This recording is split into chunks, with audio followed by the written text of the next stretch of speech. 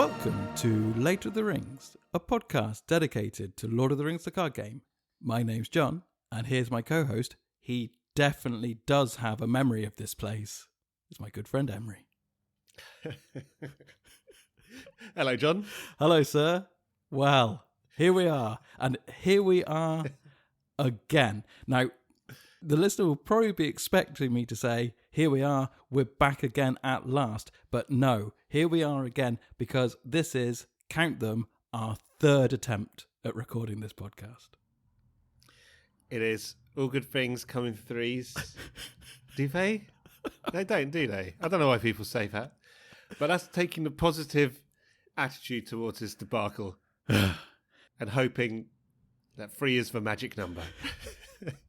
Yeah, so we have been away from your ears for quite some time, and we do apologise for that, but it is not for a want of trying. We actually attempted to record this podcast, I think, just after Christmas was our first attempt. Oh, yeah. I remember Christmas. And through, well, no fault of our own, a series of technical gremlins, and we've also had to deal with lockdowns and things like that, but mostly it's been the gremlins, and they have been vicious. They have halted our progress slightly. So, as you say, third time's a charm. Now, we have recorded a lot of this show already, so we'll hopefully still try and be as spontaneous as possible when we discuss the cards later on. But please, dear listener, bear with us if we do sound a little bit like we've heard each other's opinions before. It's because we have. Twice. But luckily, I have the memory of a sieve, so this will be complete. Like that one out of Finding Nemo. Can you remember the name of that one out of Finding Nemo? No. Yeah. Story checks out. Therefore. Oh, I can. It's... Oh, no. Dora? Nora. It's for goldfish, anyway. I don't think it is. I don't even think its colour is gold. I think it's blue. Oh, God, I don't know. Oh, look, I saw it once. It was a long time ago. Nori, because there wasn't a sequel called Finding Nori. No. Dory, Finding... It oh, God, sounds like... None of these words make sense to me anymore. No, it sounds like you're naming dwarfs from The Hobbit. Yeah. Oh, God. Anyway, sir, so how have you been? I mean, we can pretend we haven't seen each other for 2 months, but let's just put it down to like the last couple of weeks, where between our latest recording and now. What have you been up to? Yes. Seen each other over Skype calls, we should say, not in person. We are not in breach of any quarantine rules or lockdown rules. I just like to point out we're very responsible citizens. Well, since we last recorded, a whole bunch has happened. But since we last spoke, first time we recorded this, we recounted tales of Christmas, like a strange Christmas. It was a very weird Christmas this year, but I think we've probably too far gone past that I can't really remember. It was so long ago, frankly. Personally, I'm looking forward to the next Christmas. Yeah. We're already 20% of the way there. But so since we last spoke, God, what have I been up to? So, well, again, usual coronavirus update thing. We're in full lockdown still. We have been over here since they ridiculously lifted it just before Christmas, and then went back into it just before Christmas happened. So yeah. It was ridiculous. So it ended up being a lockdown over Christmas when the whole idea was to try and go lockdown before so you could open up for Christmas so everyone could see each other. Anyway, that's that. Let's say no more of it. What have I been up to since we last spoke? Well, one thing I have done is they had a little advert. Was it an advert or just a cast list or something for a potential series of The Sandman? Oh yeah, no, I've seen it. Well, you sent it to me. You first of all sent this to me, and I thought it was just a joke. But it's definitely happening. It's Netflix, yeah. And when Netflix say they're going to do it, they're going to do it. So you thought, because just how I thought the Obi-Wan Kenobi series was a joke, you thought this was a joke, and I didn't know anything about it either until I saw that. But what it did inspire me to do was to go back and read it. And for anyone who doesn't know, it was a comic which came out, I think, late 80s to mid 90s. It was run, was something like that. Yeah. I'm not a particularly big comic guy. I had some comics I was into when I was, I guess, a teenager. And my dad had some comics and stuff, so went through a little phase back then. But there were a handful that really kind of stuck out, and the Sandman was one of them.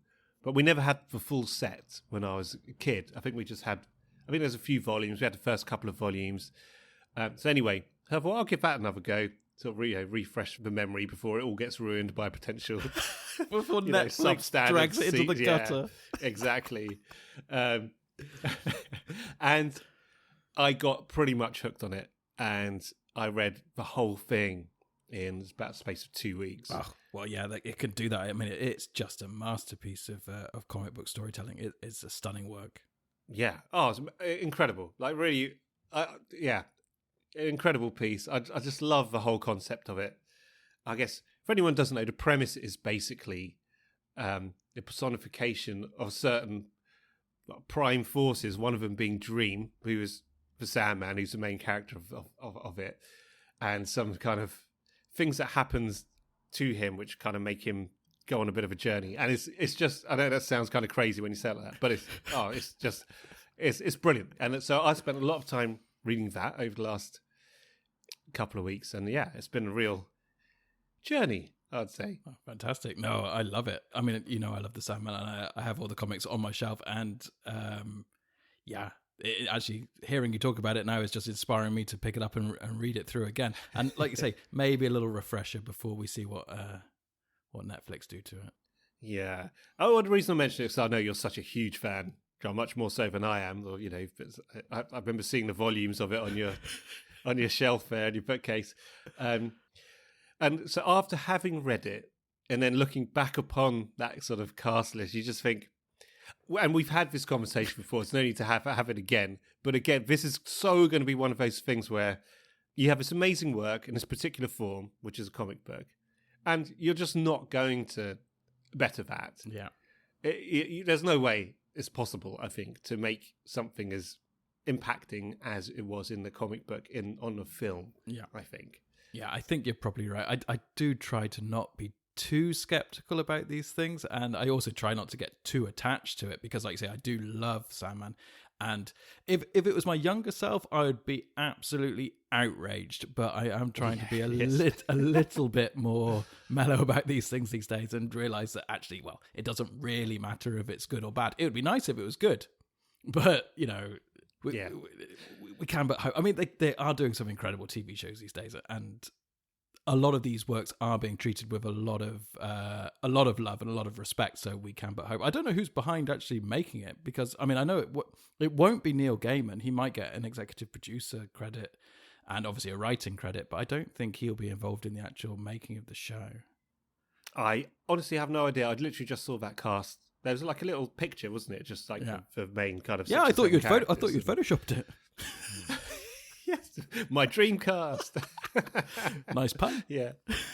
Yeah. Thank you. But yeah, I'm with you as well. It's like I would be outraged in previous. I don't think it's necessarily a case of getting older, or maybe it is a little bit, but I think it's just going to happen to everything, isn't it? So you can spend your entire life being stressed and outraged, or you just have to say, you know what? You can't. It's a fight you're not going to win. They are going to make these things. They're not going to be as you imagine, and so. But just let it go. Just let it go. I think that's worse than blaming it on getting older. You're sort of blaming it on just lethargy. Oh, what's the point? It's the tide. Hey, I fought for good fights for many a year. I'm not a fan of remakes. I'm not a fan of sequels for no reason and overly adapting stuff. But I think that fight was lost a long time ago. And I saw this trailer for Coming to America 2 as well. Another seminal work from the late 80s. Yeah. And I mean that seriously. Yeah, honestly was one of my favourite ever movies, of not just comedy films, one of my favourite ever films. Yeah. It's going to be the same kind of thing, isn't it? You're just going to have to forgive it. It's not going to be the same. It won't be as good, but just don't take it too seriously and go with it. A bit like the Bill and Ted one, I guess. Yeah, absolutely. Yeah. Enjoy it for what it is, and if it's good, great, and if it's not, doesn't matter. Still got the original. Exactly. He says with a slight tear in his eye. Oh, and speaking of great TV, the other thing I saw, not sure if you've seen this, I watched The Queen's Gambit, which came out a few months ago. Have you seen that? That's about the board game. Yeah, the board game, yeah. Cluedo. The Cluedo World Championship. No, so it's an account of a girl who's amazing at chess, and it's her kind of story. And it was really fantastic TV, actually. I was really surprised how good that was. It's a true story. Yeah, I really enjoyed that. I don't think so. It might be. I don't know. I never checked, actually. I thought it was... I have no idea. I just assumed it was a work of fiction. A girl playing chess? Yeah, it's outrageous. Actually, there's... you ever read the book called Bounce? No. Thingy Syed. There's a bit in there about this guy. Long story short, there's this guy, I think he was Polish or Hungarian or something like this, and he didn't believe in natural talent. He believed that everything was trained from a young age, proper training. So he decided everything was nurture over nature. Everything was nurture over nature, essentially. And he had 3 daughters. This is back in the 50s or the 60s, I think. And he decided that he will prove this point by making them amazing at something. And he decided on chess. And the reason he decided on chess was he had no family history of playing it. He'd never really played it, just knew the basic rules, like most of us, I guess. And he thought it was a game which didn't really involve luck. It was pure skill. Well, absolutely. And his 3 daughters became, I think, at the time, the 3 highest ranked female players ever at that point.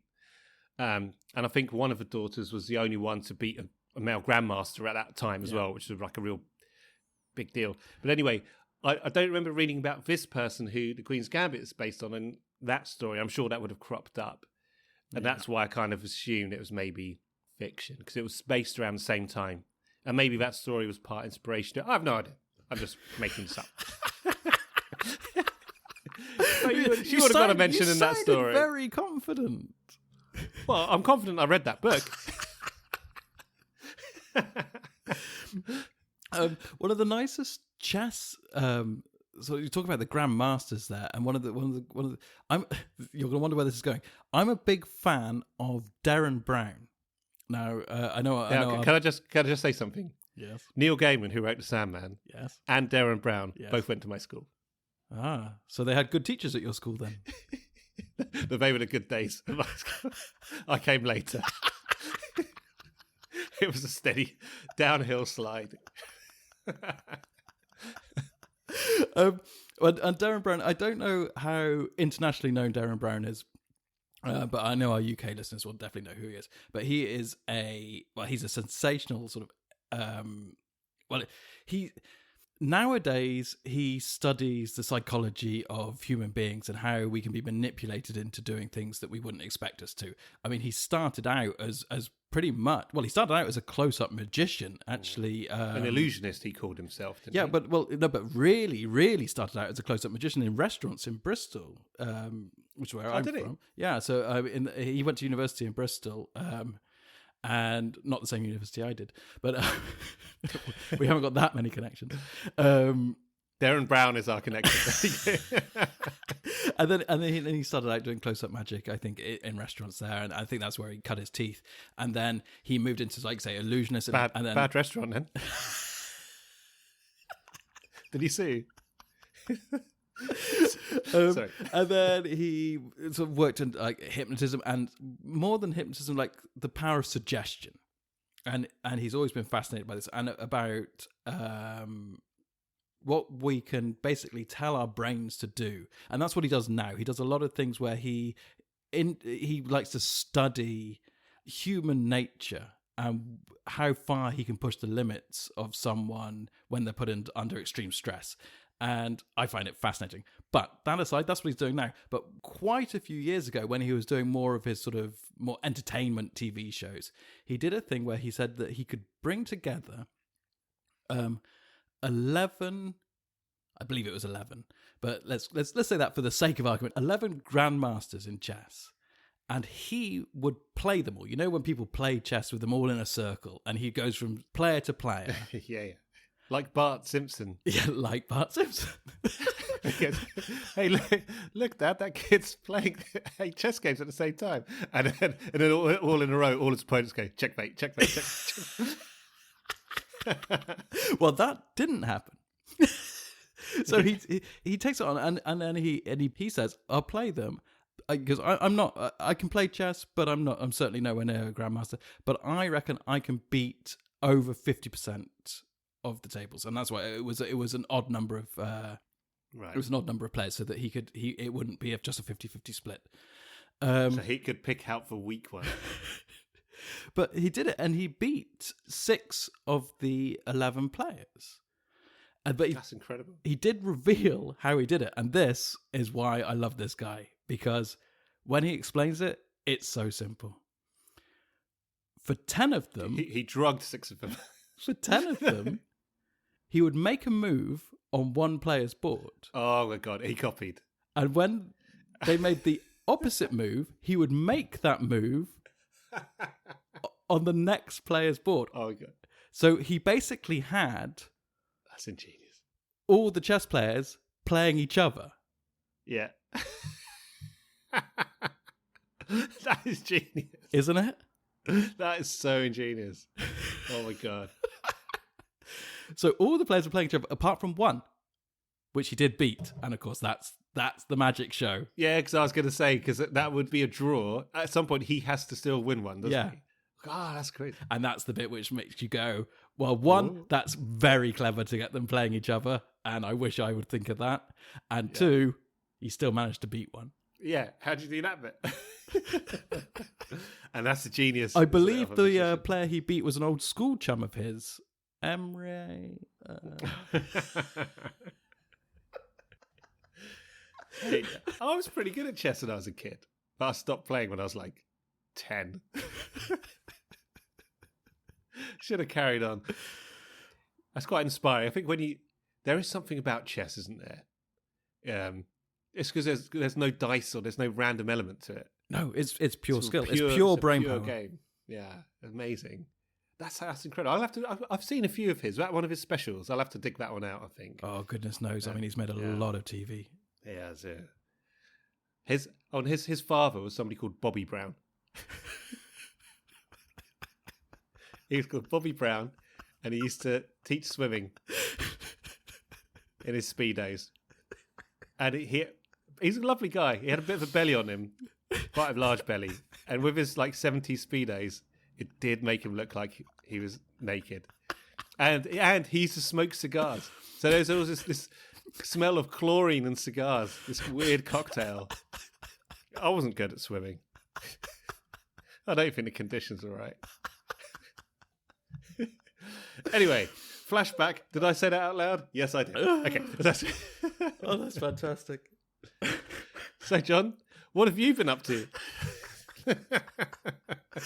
I'll keep it brief because I don't know where I'm Brief.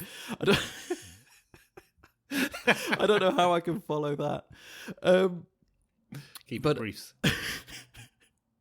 Oh, I tell you what I did do. You'll appreciate this. I accidentally cancelled Disney Plus. The thing I've been meaning to do on purpose for the entire duration of this podcast. Correct. How did you manage it?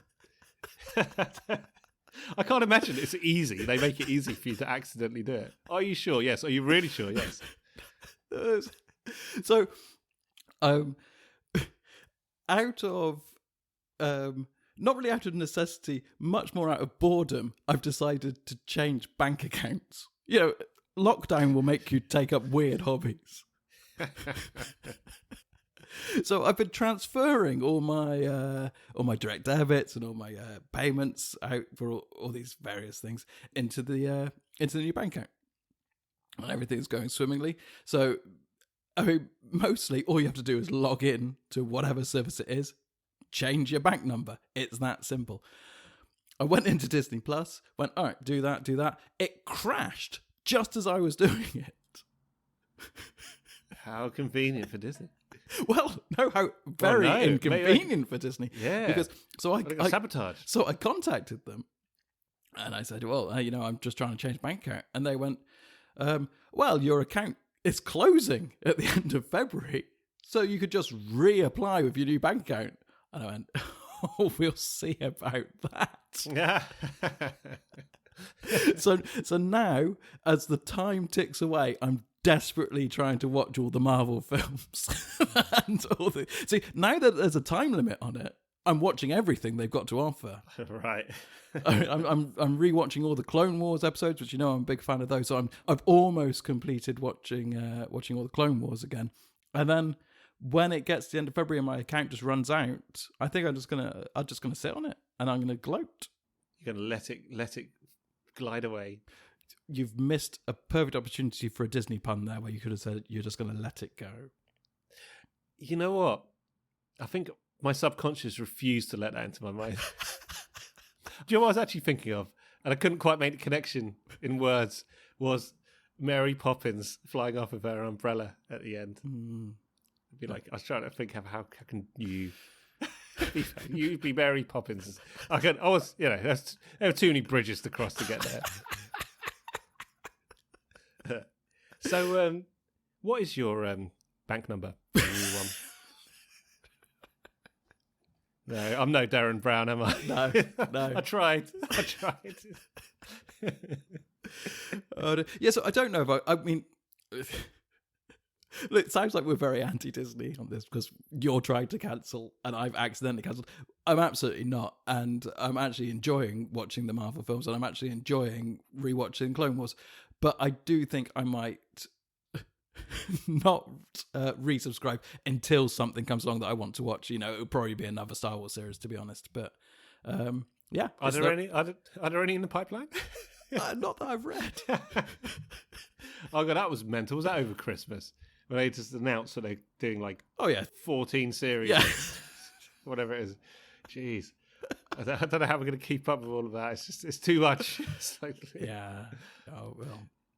Disney do the same with now doing the same with Star Wars as they did with Marvel. It's like, if we just release everything, then as long as 60%, it's like Darren Brown in the chess. I'm going to beat 60%. If 60% are good, you'll forgive us the 40% which are rubbish. Do you know what it smacks of to me? It's like capitalism. Well, that too. That you're playing poker with somebody who's, okay or whatever. I'm not good at poker. I know you are, but I'm not good. But so this could be me. But somebody who's, they've won a bit, they've lost a bit, they're a little bit down, and then suddenly out of nowhere just go all in. It's just, they've gone all in on the Star Wars thing, haven't they? Yeah. This is it. It's like it's either going to take off or it's just the whole thing's going to crash and burn. I don't think it's really a gamble to see if Star Wars is going to take off. Oh, they've done their best, haven't they? Well, this is another podcast. Okay. Yeah. I mean, they've done their best to try and ruin it, and yet it still seems pretty popular. Yeah. Yeah. There is a strong core there, isn't there, which is going to be hard to, you'd really have to go for it to get rid of all of those fans. Oh, yeah. I mean, you have to make some pretty bad movies, as proven. Yeah. To shake off the hardcore fans. To go, actually, I tell you what, I'll just give this one a miss. That's not going to happen. No, oh God. I'll have to get rid of Disney. I have to get rid of it. Oh my God, I have to do it. I haven't watched anything on there for ages. But there it is. It's still there. I'm such a sucker. Can't believe it. Right. Shall we attempt to make this podcast again? Oh, yeah. Podcast. Let's do that. Okay. So today, as ever, it seems, is a non-spoilery episode where we'll be looking at some player cards. It will come as no surprise to you. And the player cards we're going to be looking at all the leadership cards from the first cycle, from the Shadows of Mirkwood cycle, apart from the heroes, which we've already covered. So it's 12 cards in total. And I tell you what, we always start with the allies and move to attachments and then into events. And I'm fine with that order normally, but because this is now our third time round, dare we mix it up a bit just to keep ourselves entertained? You know, in the early days, we did mix it up a bit anyway, so I think we should. And how should we go random? Shall we go completely crazy random, or shall I shuffle the cards? Yes. Come on, let's put a bit of jeopardy. Let's put a bit of jeopardy into our lives, and also maybe just a smattering of excitement. This is the very opposite of chess. 100% random. Yep. It's in the lap of the gods. You know what's going to happen? We're going to have allies come out first. Yeah, no, I was going to say, you're going to pull out Sneak Attack and Gandalf, even though they're not in there. All right, I've got the cards in my hand here. Okay. Going to place them face down on the table. Okay. I'm going to reveal the first one, John. Here we go. I might shuffle them again. It's an ally. We can't start with an ally, can we? But the cards have spoken. Oh my god. Okay, all right. It's an ally. Yes. And it's the Dúnedain Watcher. It's the one we've chosen first both times. There's no getting away from it. It is what it is. It is what it is. Now, would you like to read the Watcher? Sure. Okay, here we go again. And listener, I do apologise because for you this is very much the first time you're hearing this. Have we said what cards we're doing? Yes, I just did. Leadership from the Shadows of Mirkwood. That's the one. See, it's all blurred into one in my mind. I mean, we are out of practice as well. This is a bit, as much as we have recorded this. Well, this is our third time round. It's still ramshackle. Oh yeah, it will never be anything but. That's on a good day. It'd be disappointing if it wasn't. Okay, an ally from the leadership cycle. No, from the leadership sphere. Oh my goodness. Okay, the Dúnedain Watcher. She is an ally. She has a cost of 3. She has willpower for 1. She has attack for 1. She has defense for 1. She has 2 hit points. She is very well rounded. And that's not just a comment on the artwork. Look at your face. Moving on. No. Well, comment on the artwork. Yeah. I mean, she is clearly watching. Very much so. You know, it's like a couple of distraction tactics there. But what's she doing? She's gutting a fish.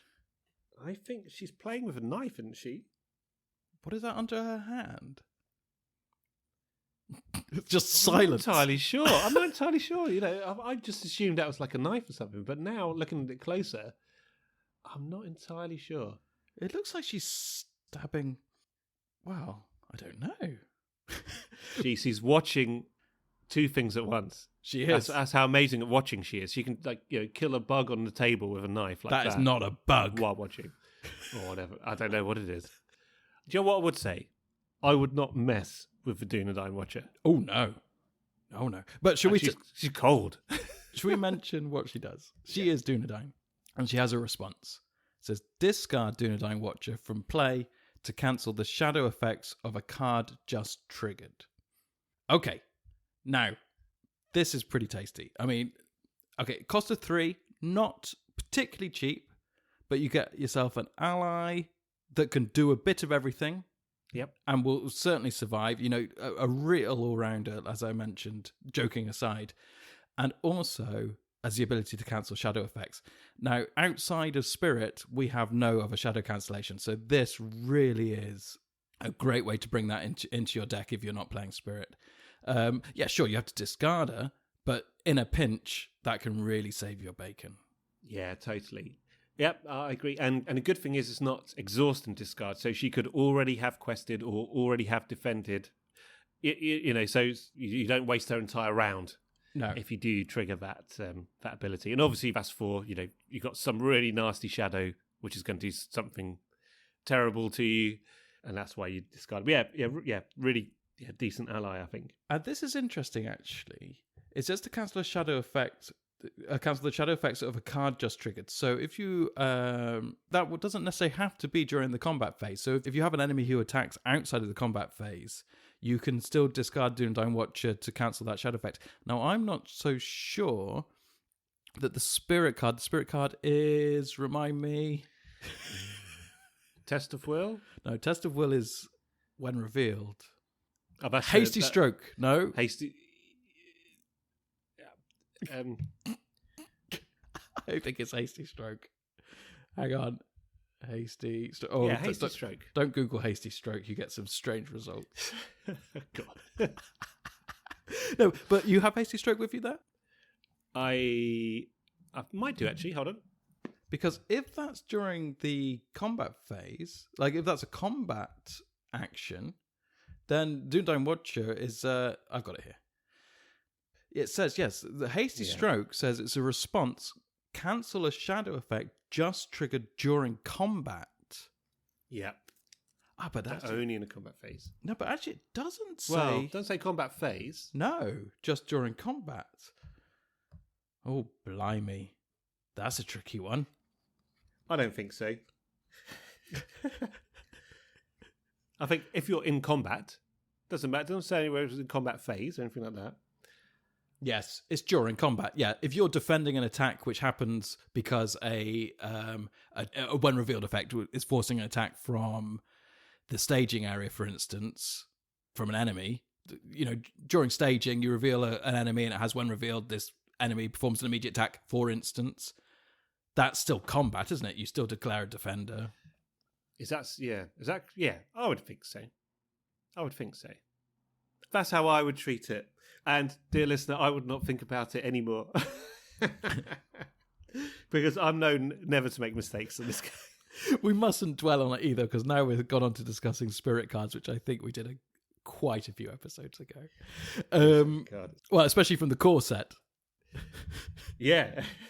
Well, every time you think about these cards, you think of other little rules and stuff, or how they might not work. Oh, I didn't think about it that way before. I think it's best not to look. Don't look under the rock. You'll just find bugs and spiders there. Leave the rock. Walk on. So that said, Dúnedain Watcher, I like her. She's great. Yeah. Double thumbs up for the Dúnedain Watcher, for sure. And we are going to be coming across more sort of Dúnedain-based cards in this set as you reveal them from your random deck there. And we will discuss who the Dúnedain were, because we looked it up last time. Yes, we did. We kind of knew. Well, yeah, we did. We? Yeah, actually. Now we can just pretend that we knew perfectly. Yes. But I still can't quite remember. No, I can't remember. I can't remember. Shall I reveal the next card? Reveal the next card. Okay, the next card is an event, and it's Campfire Tales. And Campfire Tales has a cost of 1, and it has an action. Each player draws 1 card. Keep it simple, stupid. Keep it simple, stupid. And so that is really nice, especially if you're playing multiplayer. Oh, That's super. For a cost of 1, if you're playing 3-4 players, everybody gets a card. Yeah, I think that's a really it's powerful card. Yeah, I mean, it's like you say, in multiplayer, that's great. I mean, but I would also just pay 1 to draw a card, because, why wouldn't I? Yes, you do love drawing a card. No, but in all seriousness, this is in leadership, and then chances are, if you're playing leadership, you have Steward of Gondor somewhere. You're not going to be short of resources. So why not just put that in your deck? You want to dig through your deck to find a specific card you need? Pay your 1, get 1 card. And as soon as you get into a 2-player game, it's a no-brainer. Absolutely. Yeah, so I think as solo, you just swap a resource for a card, simple as that. And that's just a very useful tool to have. Yeah, it's great. It's perfect. Now, these tales that are being told. Yes. So, you got 2 hobbits listening. Intently. Now, is this Aragorn speaking here, or is it... Actually, yeah, it probably is one of the Dúnedain, isn't it? Seeing as this Dúnedain-y. Dúnedain-based set of cards here. Yeah, I mean, if we go for our checklist for Aragorn, which we did once before, which is a man, long dark hair, he doesn't have a horse, and he doesn't have a sword. So he's only got 50% of the Aragorn traits. But there are hardly any men with long hair in Lord of the Rings. It's true. Very true. Because the other one that comes to mind, of course, is the one that there was another card, wasn't there? Similar artwork with who was the elf who yeah. who they met right near the beginning. Glorfin? No, not Glorfindel. Not Glorfindel. Gildor. Gildor and Glorian. Gildor and Glorian. That's the one. Yeah, I don't think it's him. Is it? He was talking. Yeah, because he is the Council of Gildor. Gildor's Council. Gildor's Council. Gildor's Council also has artwork of them sat around the fire, telling stories. Getting counsel. There's a little quote on this card. Yes, and it says, "It is a fair tale, though it is sad, as all the tales of Middle Earth, and yet it may lift up your hearts." And that was Strider, Fellowship of the Ring. I think we can safely say that this is Aragorn, or is Strider, more to the point, telling the tale. It's on their journey from Bree, I should imagine. Bree. Oh, God.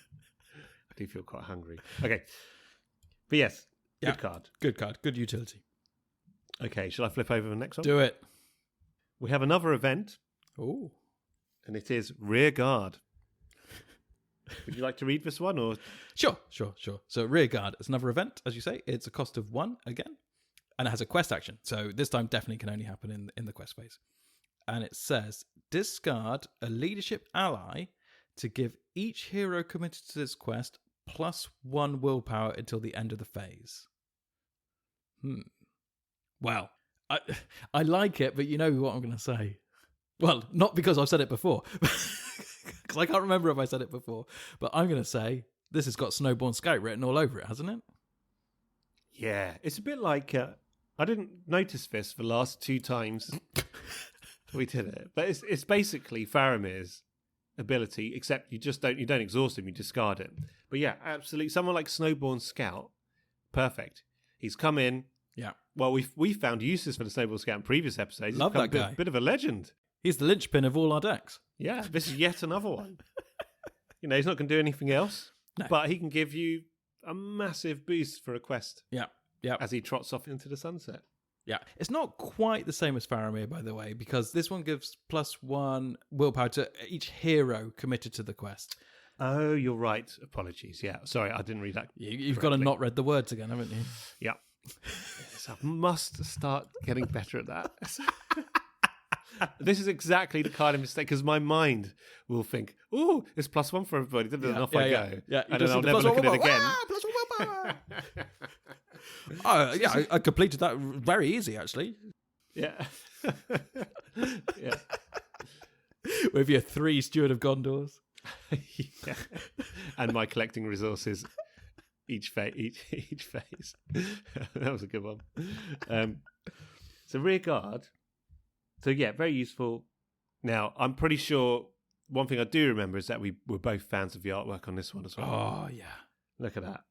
It's fantastic. Mysterious, moonlit woodland. I mean, what is not to love? Yeah. But is he the Rear Guard? Does he represent the ally that you're discarding? So is he staying back? Everyone else is going forward? Yeah, well, that's the theme of this card, isn't it? So everyone's going forward and you're staying back and you're keeping the forces of evil at bay. Yeah, sacrificing yourself. To allow the heroes to get a step further forward. Yeah, that's the theme of the card. Yeah, it's brilliant. It's beautiful. Isn't it? Ooh. Yeah. You see, it's just you think that's just a throwaway 1 cost simple event. No, just a little bit of thought into the theme of it, and then suddenly it's like, this guy's a hero. That Snowborn Scout. He's done it again. and that's similar to the Dúnedain Watcher in theme as well, where she's a watcher. So the shadow, she'll spot that first and again sacrifice herself to prevent that thing from happening. It's yet more spectacular theming, I think, on these cards. Oh, it's lovely. It's wonderful. Wonderful. There you go. All right. Let's move forward. Because the Rear Guard is allowing us to do so. Yes. So we'll get 3 cards now. Okay. Well, actually, funny I say that, because the next one is Dúnedain Quest. Oh, okay. Now, kind of tempted to group a few here, but maybe we won't. So, Dúnedain Quest is an attachment, and it's got a cost of 2, and it's a signal. And the text reads, attached to a hero. Attached hero gains +1 willpower. Action, pay 1 resource from attached hero's pool to attach Dúnedain Quest to another hero. Yeah. So, This one gets a lot of play from me. In fact, there's a couple of similar ones which are going to come across in a second. Just really useful. You just pay a small amount of resource just to boost your hero's numbers, basically. Yeah, I mean, for me, I find it a touch too expensive. 2 for just 1 extra willpower. I mean, it's a permanent boost, and you can move it from hero to hero, but moving willpower from hero to hero for the cost of 1. I mean, I'm not worried about the resources because, like I mentioned, we're in leadership here, so chances are you're rich. So you basically pay 2 to get it out and then move it around. The only real reason to move willpower around is for something. Let's say you're playing Dead Marshes, for instance, and you've got that escape test coming up. That's a good reason to move it onto another hero, perhaps. Yeah. But it's a very niche reason, I think. But yeah, I mean, okay, you pay your 2. Like I say, you're not short of resources, and then you've got a permanent boost of your willpower. Yeah, sure, why not, actually? You know what? I think all the times I've played this, and the other ones like this, I don't think I've ever moved it. I think I always forget about that action. Yeah, and just treat it as a... It's the sort of thing that you do it at a pinch, and you sort of realise you can do it at the last minute when you're trying to desperately eke out a win. You go, wait a minute, I can move this somewhere else, and I can beat it, and then that's a glorious feeling. Yeah, exactly the kind of thing I wouldn't think of because I hadn't remembered the card properly. Word on the artwork for this one as well. So this guy's got quite a moody looking Dúnedain with a scroll, which I assume has got a quest on it. And for me, he just looks at it and, all right, Gov, quest for you. Got a quest for you. Got a quest for it. It's going to cost you 2. Here's your quest. Here's your quest. No questions asked. Give us 2 of your resources. I've got 12 more to deliver these today. But I could just give this one to my mate. You don't have to give it. It'll cost you another 1. yeah. It's not for transfer, I'm afraid. I mean, you could do it, but it's going to cost you. Chuck me a resource, and I haven't seen it, right?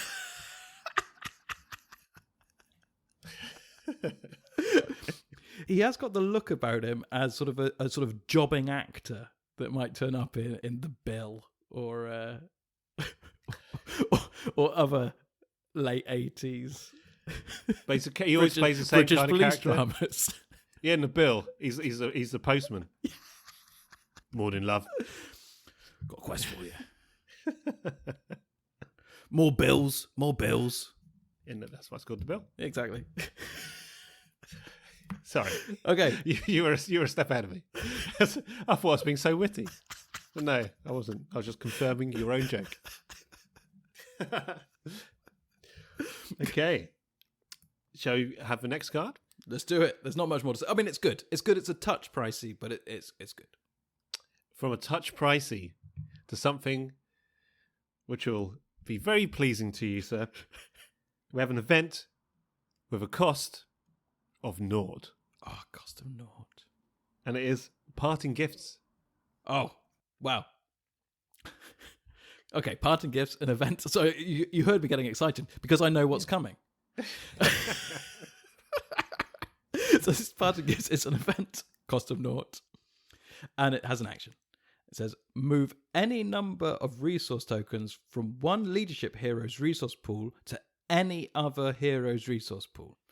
Now, before we get on to how insanely useful that action is for a cost of naught, let's just talk about the artwork straight away.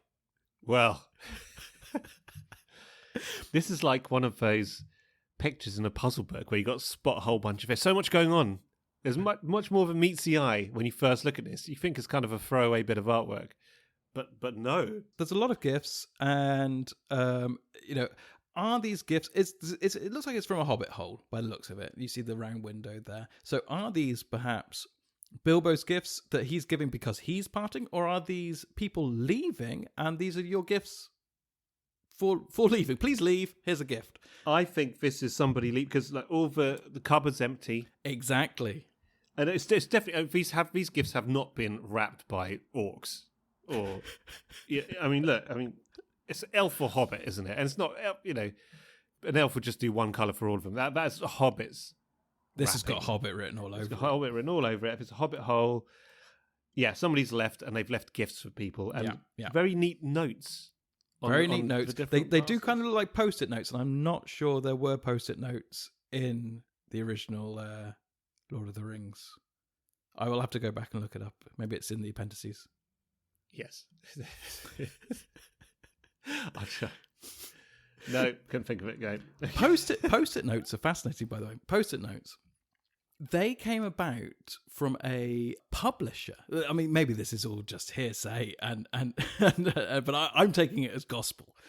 That a publisher was maybe it's not a publisher, but someone who produced books. I mean, that is pretty much the definition of a publisher. But they actually they physically produced the books, and they had a glue for gluing the pages into their softback books, and they made the books, and they got the glue, and they got the finished book, and it just, when they started turning the pages, it held together as a book. When they started turning the pages, they found that they could just peel off the page. They went, well, this is ridiculous. This is an absolute waste. You know, we can't sell books where you can peel the pages off. And some bright spark went, no, you can't, but you can sell this as a brand new piece of stationery, and we'll call it a post-it note, and it will change the way we stick things up in offices. And it did. Now, I don't know how true that story is, but it was nice. And if I've made that up, you're free to run with it. That's gospel truth as far as I'm concerned. I've never heard it before, but I'm utterly convinced it couldn't have happened any other way. No one could actively conceive the idea of a post-it note. It had to happen by chance. Yes, correct. It's just too much in the grey area, isn't it? You're trying to think, what can we do with this? Yeah, someone just stuck it on somebody, didn't they? There you go. Yeah, there you go. Oh look, I can stick this anywhere. Yeah, I can stick this anywhere. And then someone said, well, what's the point of sticking pages of a book up around? And they said, no, that's not my point. So what you do is you write "kick me" on it and you put it on someone's back. Hey, McFly. Yeah. Well, there you go. I've learned about the history of the post-it. Have you? Or have you just heard a story about one? And you would never have been able to play that game where you have to write the famous person. Oh, yeah. Or whatever, and you stick it on someone's forehead and everyone else can see it and they can't. Yeah. You have to guess who you are. Yeah. I mean, you can use tape. Yeah, it sounds a bit... It's a bit far-fetched. Yeah, a bit too much. Just going to put this tape on your head. I mean, the post-it is obviously fine. Yeah, it's glue. It's fine. Yeah. It's fine to put glue directly onto your skin. Isn't tape glue as well? Probably yes. Well, what else would it be? Exactly. It'd be magic. Yeah. That's why post-its were invented in Middle-earth. It was wrapped by Bilbo and noted by Gandalf. Gandalf's notes. Okay, yeah. Here, you've left a lot of those notes around again, Gandalf. Exciting the children with your notes. Notes and fireworks. That's what he's all about. And pipeweed. What a guy. These parcels do look terrific, Dave. They look fantastic. And there's one particular one which it's already had a mention today. But there's one right there in the middle which can only possibly be a baguette. It is clearly a baguette. And it's clearly a brie baguette. It surely can't be anything else. No. It is a baguette. I thought the same thing though when I saw this. Why is there a baguette wrapped up? It must be really... It's like the family heirloom. Yeah. It's a delicious baguette, but must never be eaten. I've wrapped the pictures. I've wrapped the box. That's a vase for Auntie Marjorie. Well, are you talking about the purple one? Which one? What's the one next to the baguette on the table, like the purple or pink one? Oh, yeah, but that's a little sack of something. What is that? Christmas pudding. Oh, lovely. What is it? I'm going to go with Christmas pudding. So you got a Christmas pudding and a baguette. Oh, that's almost my favourite meal. Such hobbits.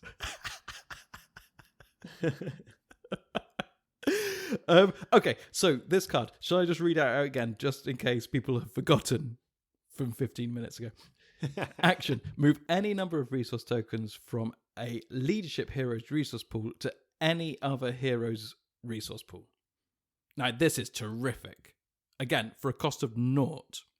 Leadership is going to be rich. They always are. You can move this to, if you're playing single player, you can move it to your lore hero, you can move it to your tactics hero, whoever you need to get those resources to, and if you don't have a song. But if you are playing 2-player, this thing just explodes. You just move your resources across the table, and yeah, it's fantastic. Who needs some money? Yeah, I'm trying to remember a time when we've played 2-player when you've actually done that. Oh, no, I wouldn't do it to you. You'd expect it the other way. Yeah. Get your own resources, mate. Yeah, exactly. A scrounger. No, but how useful genuinely is that? I mean, you know, It's terrific. somebody's got a Gandalf that they need to play or something, whatever the situation could be, you know, that's so useful. Yeah, because I think we've all been in a situation before where you have one particular hero who's just managed to generate a whole bunch of resource, and sometimes you have a bit of a surplus. You think, what? It's a bit of a waste, isn't it? You can't get the cards out enough to actually spend it. So that's an unbelievably useful card. What I'm most pleased about is the fact that I've now got you using the word naught without irony. Oh no, yeah, I'm all in. I'm all in for naught. All in for naught. Yes. Okay, so let's parting gifts. Part ways with parting gifts. Yes. Is it my turn to read one? Well, certainly your turn to draw one and then read it. Okay, I'm going to say next one. It's another attachment, Okay. and it's for Dúnedain Cache. Cachet. Cache, cachet, cache. I would say cache. Cache. It's not Johnny Cachet. No, but it's you're absolutely correct. I can't argue with that. It is not Johnny Cachet. End of conversation. Okay, so Dúnedain Johnny Cachet. Dúnedain Johnny Cachet has a cost of 2, and it is my favourite category, an item. Mm-hmm. And it says, attached to a hero. Attached hero gains ranged. Action, pay 1 resource from attached hero's pool to attach Dúnedain Cache to another hero. So, again, similar to the Dúnedain quest, we saw a couple of cards ago. Yeah. Again, a cost of 2. But this one is obviously geared to, I think, towards 2-player. Yeah, it has to be. Of course. I mean, it's a range. I mean, the only time where ranged comes into play in a single player game is when you have those annoying birds and bats and things that can only be attacked by a ranged character. But sometimes really useful if you do have one of those, because they can really get. Yeah, but I'm not sticking Dúnedain Cachet into my into my deck just purely for that one moment. I've never played this in a 2-player game. I'm not sure I've played this in a 1-player game either, if I'm completely honest. But I am seeing it's that action about paying 1 resource to move it. Could be really useful in a 2-player game. Yeah, you could bounce it across the table to basically... Bounce it across the table, yeah, exactly. It's like, it's your turn to attack now, you help me, and then when it's your turn to attack, I'm playing both parts here. Yeah. then you can help me back. It's expensive though, isn't it, again? Or you have a really nasty enemy, which you just need help with from across the table. Otherwise, it's going to have another attack on you. It could take you down. Yeah. You know. Yeah, but then surely you just imagine if you know, you're attacking. You got a troll or something, which is going to absolutely mully you, and you're attacking it. And I've got a souped up Gimli on my side of the table, which can just help you just completely take him out of that go. You'd gladly pay for 1 resource to flick that across the table. So well, actually, do you know what I'm thinking of now? It's not a trick question. Dúnedain Watcher. Yes, you've thought of nothing. You've lost focus, John. Come on, back in the room. No, I'm thinking what these attachments do, which allow you to move them, is it's allowing you to play an attachment out of the resource phase. Resource phase? Is that when you play attachments? Yeah. Whatever that phase is called. The phase where you're allowed to play attachments, right at the beginning of the round. This allows you to play those attachments. As long as you've already got them out, Just get them out. Get them on someone during that phase. And then you can move them around as and when you need them, which is the only time that I can think of that you can move attachments and get them into the positions you need out of that phase. It takes a lot less pre-planning. You're paying that premium to be able to sort of adapt your sort of playing field. Oh, yeah. So any action window you do. So, in between attacking, defending, or whatever it is, you can do it. Yeah, totally. Personally, this is still too expensive for me, but it's because I don't play enough multiplayer to see it as such a vital thing to have ranged characters. I think it's quite cool that in the artwork you see it's a cache. It's a cache of arrows. Yeah, from the cache and carry, I'd imagine. And so bow and arrows, which is the ranged weapon. So whoever has that has ranged. I like it. Oh yeah, I mean thematically it's wonderful. I mean the Dúnedain.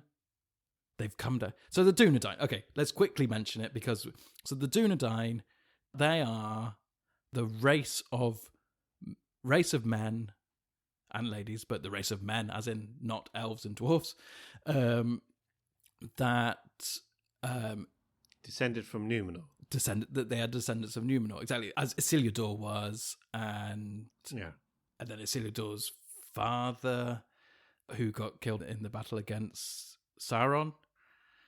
Oh, blimey. Yeah. And Isildur Senior. Elendil?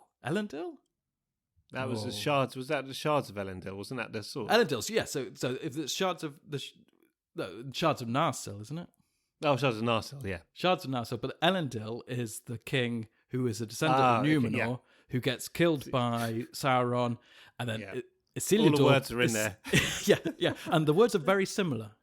And then Isildur picks up the shards of Narsil and cuts the ring from the finger of Sauron. Yeah. And then we all know what happens next. What happens? No. Okay, and they are descendants of Numenor, and these are the Dúnedain. And they went north and south. Aragorn, I thought they just went north. You might be right. I don't. No, trust I'm me. almost certain that they split because it's. I thought they became. Yeah, go on. So they went because Aragorn is a Dúnedain of the north. Yeah. And they're the Dúnedain of Arnor, son of Arnor. He's a card from the core set. That's right. And then there's also the Dúnedain who are in Gondor. And actually, I think like the kings of Gondor, they're the Dúnedain as well. And there are a few Dúnedain men still there. And I actually think that even like the current stewards of Gondor, not only are they collecting 2 resources every round, but they are also, I think, the descendants of Numenor as well. And I think they are also of Dúnedain blood. Yeah, but I don't think... Okay, this is where my knowledge... Yes, they all came from Numenor, and that's why they got the long life and all of that jazz. But are they Dúnedain? I thought, did they call the Dúnedain the ones who split off and went to the north? No, those are the Rangers. One of them Rangers. And those are the Dúnedain Rangers. I thought that was just a job. Well, hang on, wait a minute. But Faramir is a ranger. Yeah. He's a Dúnedain ranger, but would all the Dúnedains rangers? Maybe they were. Is Faramir a Dúnedain ranger as well? Then? No. He's not a Dúnedain. He's just a ranger. He's a Gondorian ranger. The Dúnedain... Okay, so I don't know, but what I remember was I thought they had a common heritage from Numenor, but I thought the Dúnedain were the ones who went north, and the Gondorians. I think they were split. In the south. I think they split. But they split. Exactly, that's what I'm saying. Yeah, they split. Oh, okay. Oh, so I agree then. But I don't think the guys in Gondor you'd call them Dúnedain. No, okay, fair enough. I think you call the Dúnedains the one who went off separately, but they all descended from Numenor. Right. We're going to have people listening to this jumping up and down saying, you don't have a clue what you're talking about. Oh, we have no right. We have no right making this podcast. No, we absolutely don't. So please, listener, let us know where we went wrong. Actually, maybe don't. That's going to be maybe not with this one. But basically, the Dúnedain the Dúnedain, they are the northern ones. We think they became the Rangers. They're up there. Yeah. And they were definitely, and that's Isildur's heir. That's Aragorn, basically. Yeah. And others. That was the original title for Lord of the Rings. Aragorn and others. And friends. And you shall be known as Aragorn and friends. Yeah, so be it. Everyone's like, Elrond? Let's try that again, shall we? Yeah. Maybe you could. Anyone else? Anyone have another go? Hello, The ship. 9 people. Hello, ship.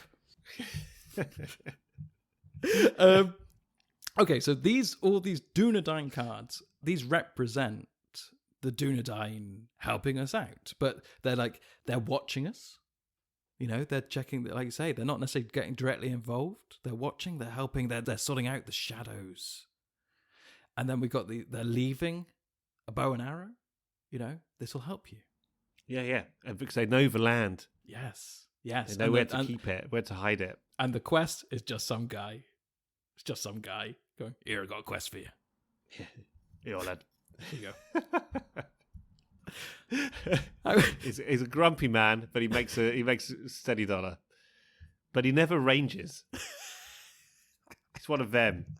You know what I mean? He's an administrator. Yeah. So, okay. Well, I think we've cleared up who the Dúnedain were. Yes. Hope that's clear for everybody listening. Thank you very much. Shall we move on to the next card? Please. Oh. Dawn, take you all. Over to you, John. Well, okay. I know this has turned into an artwork special, but this, without a shadow of a doubt, is my favourite artwork in this whole set. So I know it is an audio podcast, but please do open up RingsDB whilst we're talking and have a look at these cards as we're discussing them. It will, 1, help you understand what the hell we're talking about, and 2, just spending a bit of time looking at the artwork whilst you're not playing the game, just appreciate some of these pictures. It's just sensational. And this one, it's a foresty scene, and the light, well, it's the dawn, obviously, is breaking through the trees and the undergrowth. It's just a thing of beauty. I think light through trees. I think we are both absolute suckers for. Yeah. But it's amazing. Yeah. Just evokes so much. Yeah. Fantastic. Who's on this one? That's Ben Swifel. Good work, Ben. Thank you, Ben. So, Dawn Take You All. Cost of 2. It's an event. And it says this. Play after shadow cards have been dealt, before any attacks have resolved. And that's just a statement. And then it has a combat action. Each player may choose and discard 1 face-down shadow card from an enemy with which he is engaged. Okay, so yeah, the initial statement means that you can't play this until the shadow cards are on the table. And then at that point, during the combat phase, only in this case, you can then play this and remove 1 of those cards. Now, the reason it says 1 is we have had a few enemies which can take more than 1 shadow card, and they are nasty, but you only get to remove 1.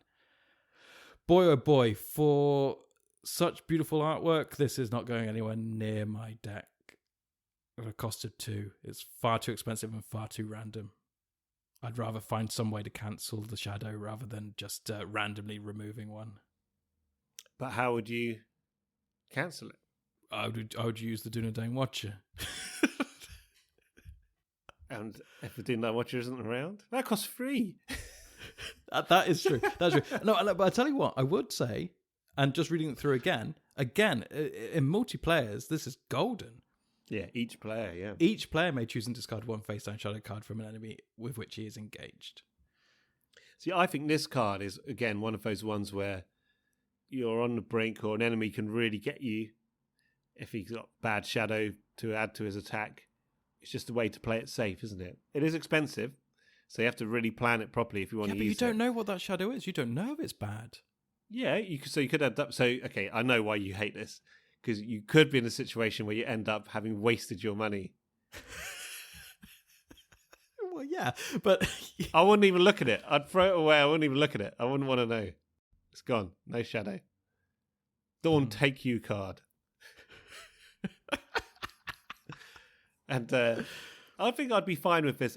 Having said that, I don't think I've ever played this card. I love it. I'll defend this. Yeah, with on my honour. With all my might and on my honour. And call you out for it. John, you don't play this because you're too tight. I, however, have never played it myself.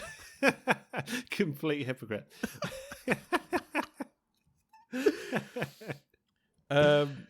Yeah, it's beautiful though. I'm just going to frame it because it's not going to go in my deck, so I don't even need it in my binder. Little, there you go. Little tiny pictures on my in wall. the dark.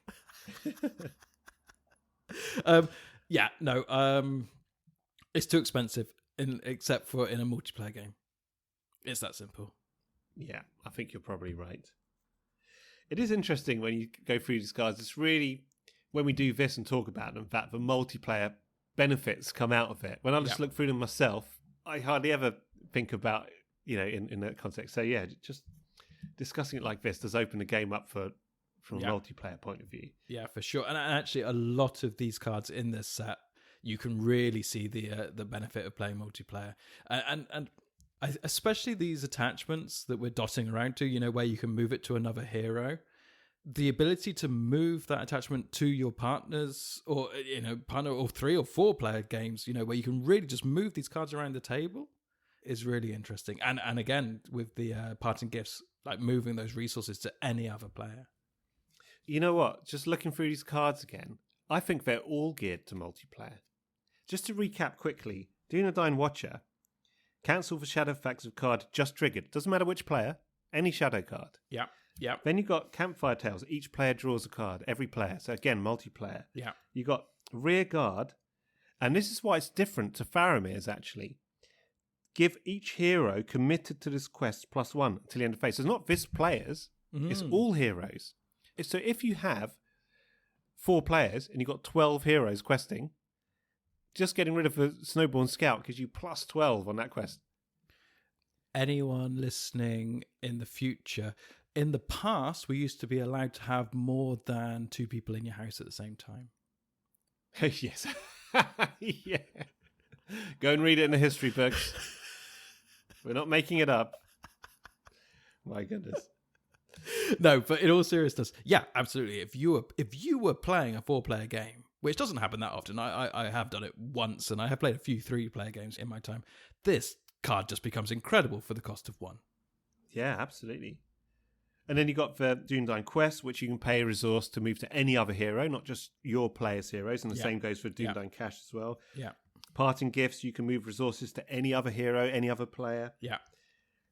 And finally, the one we just spoke about, Dawn Take You All, each player may choose and discard. Yeah. So I think we've cracked the code, John. I think these are really geared to multiplayer games. Yeah. So just on our 3rd attempt of recording this episode, we've discovered the theme of the leadership cards in the Shadows of Mirkwood cycle. It was meant to be.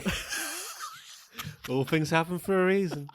What about when this one crashes and goes wrong? There's something else we're missing. Oh, no, don't even say it. Don't even say it. All right, moving swiftly on then. Please. Okay, next card. I thought never far from either of our hearts. It's Second Breakfast. Oh. And this is an event with a cost of 1. Action. Each player returns the topmost attachment card from his discard pile to his hand. So yet again, for the cost of 1, that becomes more powerful the more players that you have. Yeah. Yeah, it's a bit niche. This, I mean, it's you like this. Well, actually, I say that, but no, sorry, I've cut you off. But what's just come into my head was probably what you were going to say, which is how many times do you actually get rid of attachments into your discard pile in the first place? Sometimes you have treacheries which get rid of them, so it can be, which are really annoying actually when that happens. Yeah. And that's what I meant by it being a sort of a niche case, is that if you know you're playing a quest where you're losing attachments and you've played that quest a couple of times, you go, oh God, this enemy that keeps on, or treachery this keeps on taking my attachments away. I've got to do something about that. Then sure, great. And actually, though, I have just thought that if you were playing with a spirit a spirit leadership deck, and you had Eowyn on the table, you could sort of tactically discard an attachment from your hand to boost Eowyn's willpower, then play Second Breakfast to bring that attachment straight back into your hand. So you don't waste a useful card, yeah. You don't have to lose a card to boost Eowyn. Yeah. Little things like that make Second Breakfast it's a small combo card, and actually for a cost of 1 I kind of appreciate that. So actually maybe I take it back. I think if you have a deck which is geared towards discarding cards, then actually it could be very useful, because then you could just tactically discard an attachment and bring it straight back to your hand. I love Second Breakfast. I love Second Breakfast. And I like this card very much. Yeah. Now, but I've got to say something about the artwork on this one too. Well, yes. I love this. It's got to be Samwise Gamgee, isn't it? It's got a touch of Sam about it, but it could also be Fatty Bolger, of course. Yeah, well, whoever it is, I think they've got a touch of indigestions there, haven't they? They're sort of pressing their chest a little bit. Ooh, you know, he's about to let rip with some kind of belch soon, isn't he? Look at him. He has had his fill, hasn't he? Oh yes, he has. That's great artwork. And this, so this artwork is by Magali Villeneuve. Ah, Magali. My Hungarian Canadian friend, allegedly. Now, I looked up Magali after last time when I said that. I thought, I've probably done this person a huge injustice, and indeed I had. And Madame Villeneuve is actually French, and she's an amazing artist. And I looked at some of her artwork, and we've praised much of her artwork before on this very podcast. So if you do happen by the one in a million chance, my apologies, Madame Villeneuve, for getting that so wrong. No, but seriously, great. We do love Magali. Are we going with Magali now? I think I don't know. Magali. So again, apologies. But at least I haven't made an assumption about where your nationality. Trying to be way too clever. No, but really sensational work. I mean, yeah, it's so cool. I love the way they got that kind of, the remnants in the background as well. I got that bottle, and you got, he's tucked in. He's tucked right in there, isn't he? He's enjoyed. That's a guy's enjoyed his second breakfast. Very much looking forward to 11Z's. And then after that, spot a brunch. Oh, which would tide him over till lunch. What a life! What a life! We were born to be hobbits, surely. A little quote here. It just simply says, he was just sitting down to a nice little second breakfast in the dining room. What are you up to? No, I'm just settling down to a little second breakfast. In the dining room. He needed all of that space on the dining table. Ooh, just one more of these. Oh, God. I'm getting hungry, John. Oh, me too. I feel like this is the wrong time or the perfect time for this card to come up. Yes. Well, we're in the final straight of cards. Okay. Shall we move on? Please. Please. And the next... we have another ally. Okay. And it's the Keen-Eyed Took. Okay. I'll take the Took. Okay. He's an ally. He's a cost of 2. Quest for 1. 0 attack. 0 defense. That's 0/0. It's a 0 draw. And 2 hit points. Keen-Eyed Took, he's a hobbit, of course. And he has a response. After Keen-Eyed Took enters play, reveal the top card of each player's deck. Okay. Action. So I like that bit. Enters play, you get a little sneak what's coming next. Great. Action. Return Keen-Eyed Took to your hand to discard the top card of each player's deck. Okay. Now, I can't pretend that we haven't discussed this and come to blows already. I think this guy is junk. Although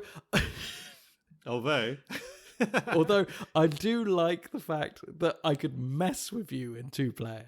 That we could look at the card, you go, oh, I've got Gandalf next, great. And I go, great, I'm going to take Keynote Took back to my hand and you have to discard Gandalf. It's like, but why? It's like, just because I can. Well, what you can do... Yes. Go on, sell it to me. You've tried before. I've got a new one. What you can do, Yep. you can play Keynote Took. Yep. Everybody looks at there. So you pay 2. Everyone looks at the topmost. Yep. Then you bring them back to your hand. Yep. And everyone discards We that. discarded, yep. Then you play Second Breakfast. Oh, if it was an attachment. And pick up the attachment. So for the mere cost of 3...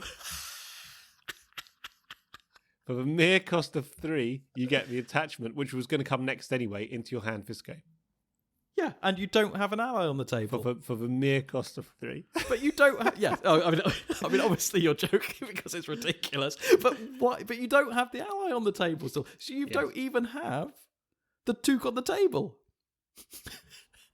Well, again, so he's a keen-eyed Took, so he can see what's coming next. Correct. Right? If what's coming next is no good, you can get rid of it. If you're desperate for something... shouldn't be in your deck. But still, I understand. No. Sometimes, what I mean sometimes things come up that you don't need then. No. What I mean is more that there is something that you desperately need. Yes. You just need to get another card out of the way. Yeah. What do you call it? Not scrying. No, that's not the same thing, is it? No. It's you're just trying to burn some cards to get to something you're desperate for. Churning through, yeah, exactly. Yeah, but overall, I'll be honest with you, I'm not a massive fan of... Have you ever put him in your deck? No. I have not. No, but let's just look at him for statistics. We've mentioned a cost of 2. Yeah. He quests for 1. No, I don't mind 1 willpower. 1 willpower is not a big deal for me. That's fine. You know, it's 1 extra willpower. That can be handy. No attack, no defense, 2 hit points. I mean, all hobbits have 2 hit points, apparently. But... they're most hardy of folk. 2, a cost of 2, it doesn't do anything. Oh, I've got this card coming. I don't want it, so I'll put Keynote Took back in my hand. So that's 2 resources I've wasted to discard a card from my deck. If I want to do it again, it will cost me another 2. I mean, again, I have banged on that leadership is not shy when it comes to resources, but there's not shy and wasting money on the Keynote Took. Yeah. So I was going to formulate some arguments against that just for the sake of it, but I think you're kind of right, to be honest. I mean, but I do love the idea that you can mess with your playing partner. I genuinely love that. That's such a Tookish thing to do. Yes, exactly. And I was going to say, if you're going to look for some sort of theming here, that's golden. Why do you always have to look? I can't help it. Yeah, I can't help it. I just have to. It's like, oh, I've got a good card coming up. No, you don't. Yeah. Yeah. Because and maybe you do want to discard a card from your deck. I do want to churn through my deck, and I'm going to do that. And in by doing that, it forces you to lose your good card. That is such a Tookish pain in the neck. See, this is. I'm so glad it cost 2. Because listener, you will now, as you probably have gathered if you've listened to previous episodes, what John's attitude is during a 2-player game. Luckily, the pure stitch-upness of that card is probably going to be put off by the cost of it. I'll save up. Yeah? Oh, you make a special effort, but then you won't be able to quite do it. You're going to pay 2? You sure you're going to pay 2? You've got Gandalf coming up in a minute. All I've got to do is say Gandalf, and you won't do it. No, exactly. No, he's not going anywhere near my deck. There's a little quote on this one as well. Then something Tookish woke up inside him from The Hobbit. That's me. Well, my quote would be, then something Turkish woke up inside him. So I'm getting quite hungry for it, and I'm really craving a kebab right now. It's woken. The dragon's been awoken.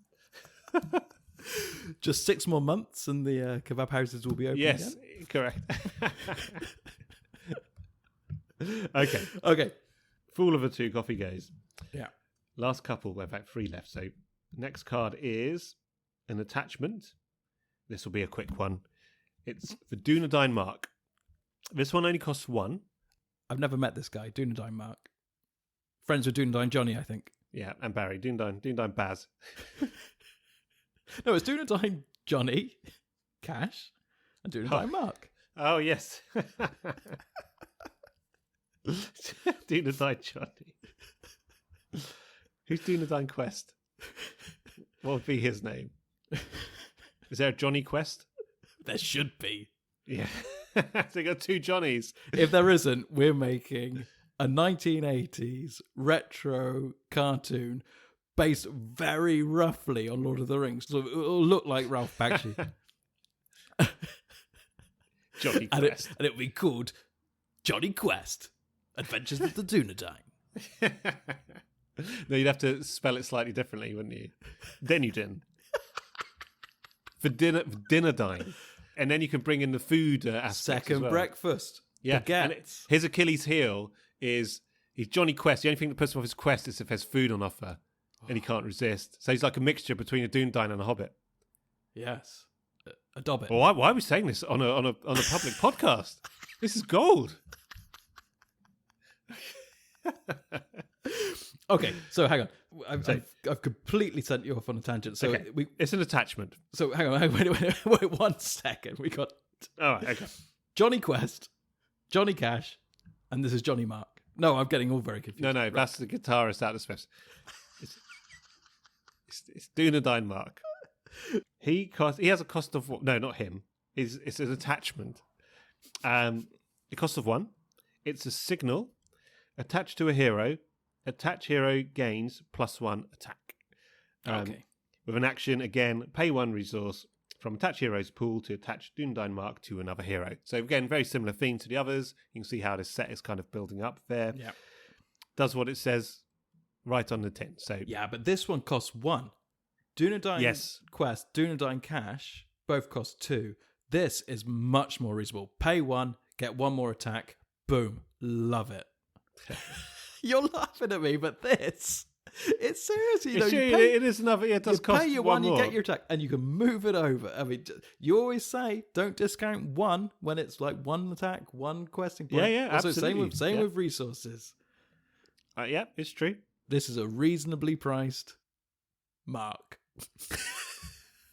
You love a bargain basement, don't you? Honest Bill's bargain basement. Come on down. Well, got a deal for you, John. To be fair, if we're talking pure consumerism here, in the Dúnedain Quest, you're getting a scroll. So you've got a product for the cost of 2. Dúnedain Cash, you're getting a whole set of bow and arrows for 2. That's, Dúnedain Mark, you're just looking at a marking on a rock. I'm only going to pay 1. Hence for low cost. I'm only going to pay 1 for that. But actually, I do love the theming. So the Dúnedain, he knows the land. So he's marked this rock. He knows that this is a good place to mount an attack from, Exactly. You're in a good place here. So that he's marked that. He has the high ground. He has the high ground. Sorry. Yeah. No, absolutely. Yeah. It's terrific. So that just gives you that +1 attack. You just have that little extra bit of knowledge. Yeah. Dark knowledge. No, sorry. Thank you, Mark. Thank you, Mark. Yeah, Mark's done the business. Well done, Mark. And you can move it on again. And yeah, I mean, I don't think it's that. You don't have to stretch your imagination too far about why it's useful to move an attack across. I mean, of course, with attacking, you can gang up, when you make your attack, but it doesn't mean that you don't need to then move it onto a lone hero or onto your playing partner's hero for when they make their attack. So again, in multiplayer, this is golden. Yeah. Okay, so just got 2 left, and I think, if my memory serves, I think we're going to complete this kind of little set, which is similar to that one. All right. So the next one is Dúnedain Warning. Dúnedain Warning. Well, cost of 1, again, attached to a hero. It's a signal, again. And it says, attached hero gains +1 defense. Action, pay 1 resource from an attached hero's pool to attach Dúnedain Warning to another hero. Now, this one, I have, out of all these Dúnedain attachments, this is the one which does find its way into my decks quite often. I mean, because the other things are good, especially, I do agree that the quest is good, that +1 willpower is always useful, but the 2 costs, it puts me off a little bit. Dúnedain Warning for a cost of 1, +1 defense is fantastic. Again, you just pay 1 extra defense. But I genuinely think, even in a one-player game, the ability to pay one to move a point of defense amongst your heroes is invaluable, because you can only defend with one character at a time. Yeah, so you can defend with whoever's got the Dúnedain warning on them. They survive their attack. When the next defense comes up, you move that Dúnedain warning onto your next hero, and they have that little boost on defense, and that can be a lifesaver. Yeah. Yeah, again, I've not really done that moving about thing on these, but I would say Dúnedain Warning, Dúnedain Mark, and Dúnedain, which one's Quest, those three I've used really quite often in a lot of my decks. I just find them, all three of those, just really, even one player, just really useful just to boost people's stats. But yeah, that's a really good point about moving the defense one, though, because you can only defend with one. Yeah, that's a really good point. I hadn't thought of that. Yeah, and you've got the resources, so just move it around. Keep your heroes alive. Yeah. And in the artwork there's a warning etched in somewhere. Yeah, into the rock again. So again, great theming again. Do you think Mark has done that? Mark's more, I think he's more strategist, isn't he, in terms of attack. Yeah. Okay, well, yeah. I mean, actually, there's a lot of Dúnedains with knives sticking into things. The Watchers sticking a knife into a table. Got Mark sticking a knife into a rock, and someone previously has left us a warning. I'm trying to think of any. It's got Dúnedain Shane. One for our Australian listeners there? Yeah. Or any other cricket fans. No.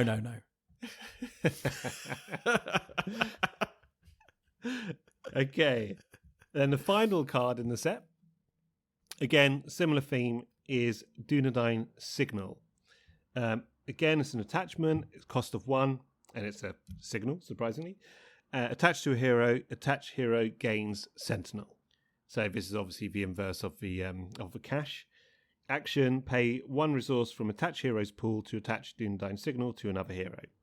So again, actually this one, following on from what you were just saying before as well, especially in 2-player, this could be a really useful kind of save your bacon kind of card if you need somebody to take a hit of an enemy, which is, maybe you have to engage an enemy, the way the engagement checks worked out or whatever, and you can't defend him, then you can just pay a resource to get this onto somebody. You're right, I think, the more you think about these cards, what you said earlier, the more you just get them out there, even if they're not, they're kind of useful immediately, but they could become really useful if they just happen to be out and play. Yeah. Just to save your bacon in nasty situations. Absolutely. And this is a prime example of that, I think. Yeah, that's really good. Yeah, and I love that. I love that theme, that the Dúnedain are helping you out there. Well, in the field, this is not preparation. You've got them out, and then at that time, you come across the Dúnedain Signal, and they can really help you out. Now, the Dúnedain Signal really, again, only works in multiplayer, because there's no other reason really to have Sentinel unless you're playing multiplayer.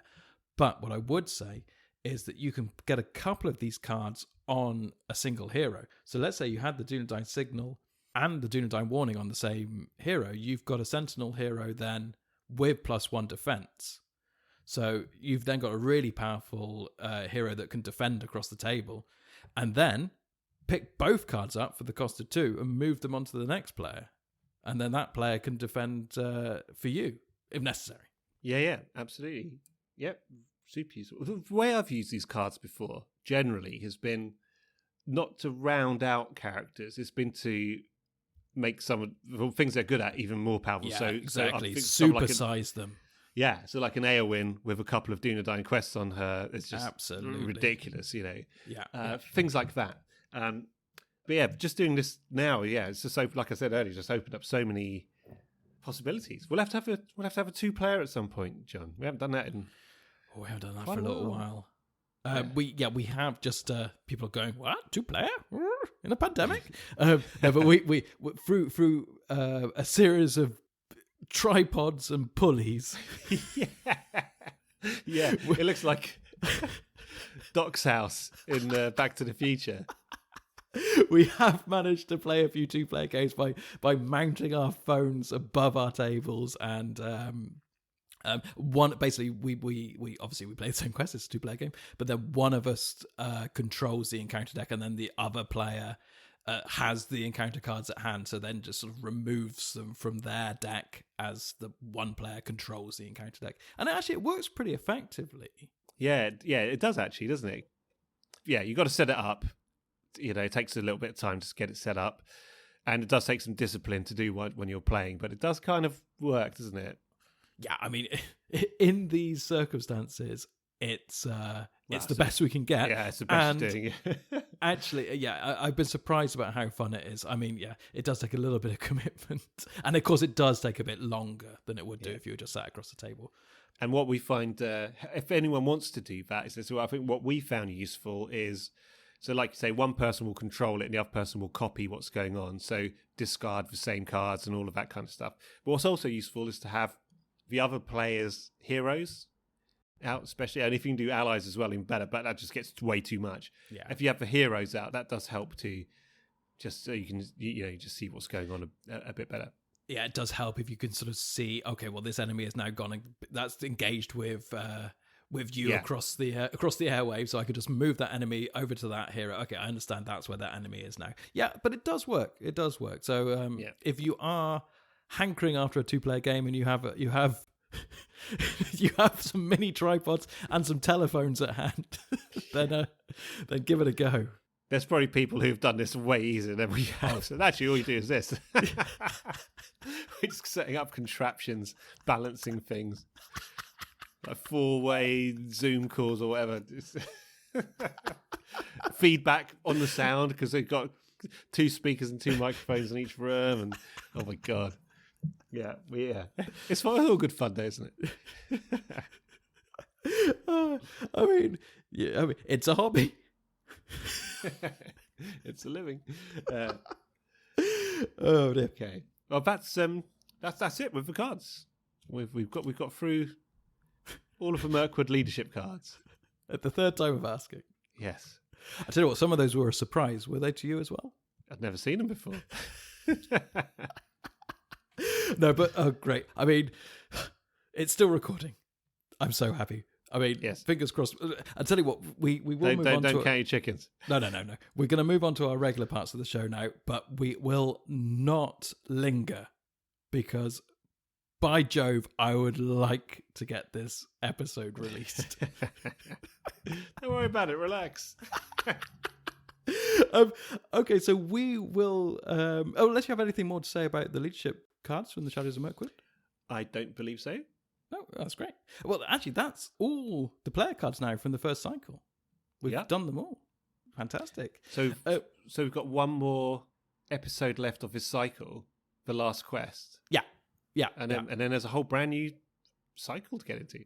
Yeah, that's exciting. A deluxe box. We'll have to work out how we're going to do that. Okay, that's for a conversation off air. That's another conversation. Okay, so moving on, we're going to move on to... what do we normally do now? We normally do the fact of the week. So... fact of the quarter. Yeah. So I wrote this down a mere 2 months ago. Let me just open it here. So this week's fact of the week goes a little like this. It says, question, when should Feint be played? Okay, seems like a bit of a simple Sounds question. Like a riddle. But let's read the answer in case there's something we're not understanding about this fact here. Answer. This card should be played any time before resolving step 1 of the target enemy's attack during the combat phase. Yeah. Okay. And then it says, once the act of resolving any enemy's attack begins, it is too late to prevent it from attacking with Feint. Oh, okay.